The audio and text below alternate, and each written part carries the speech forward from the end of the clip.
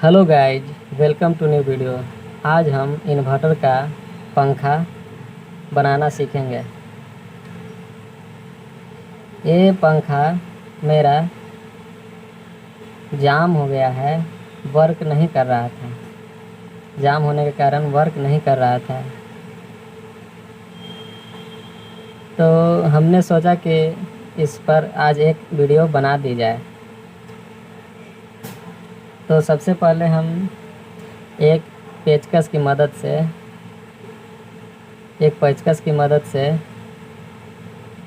इसको, ये प्लास्टिक का कवर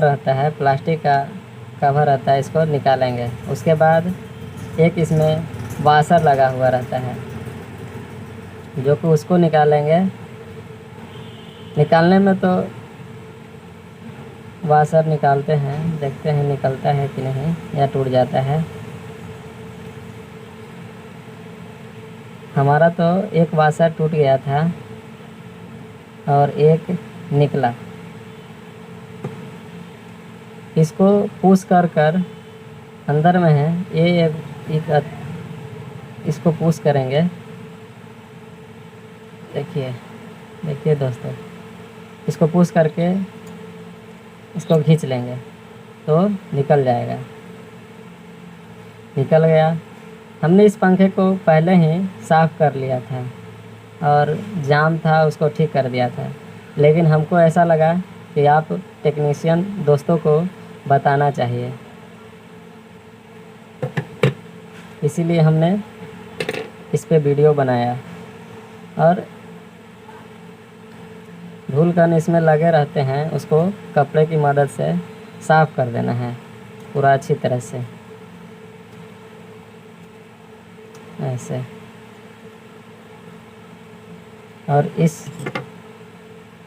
कॉइल को तो साफ़ नहीं करना है, सिर्फ ब्रश की मदद से धीरे धीरे, कॉइल के नहीं, साइड से पोंछ देना है धीरे धीरे।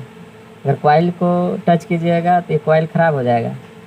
और इस जो इसमें कचरा फंसे हुए रहते हैं, देखिए इस छिद्र में, उसको भी साफ़ कर देना है। और एक मेरे पास ऑयल तो नहीं था, लेकिन मेरे पास ग्रीस है। इस ग्रीस की मदद से हम इसको आज ग्रीसिंग करेंगे। इसको ग्रीस में डाल के ग्रीस लगा दिया और इसको जैसे था वैसे ही सेट कर देना है।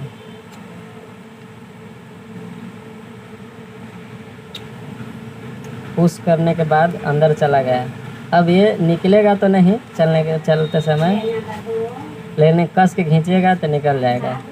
और इसमें वाशर लगा देना है।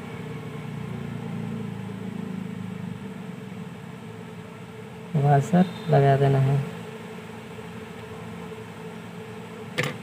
इसके बाद ढक्कन को बंद कर देना है।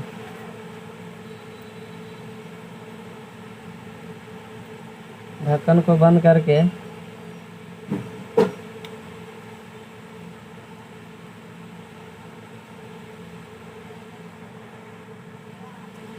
अब इस पंखे को चेक करते हैं चलता है कि नहीं। अगर आपका जाम एक सही हो जाएगा, जाम ख़त्म हो जाएगा, तो पंखा चलने लगेगा। कॉइल से अगर प्रॉब्लम रहेगा तो नहीं चलेगा। कॉइल जलने के बाद नहीं चलेगा, सिर्फ जाम रहेगा तभी ये ट्रिक काम करेगा। देखिए मेरा फैन चलने लगा है।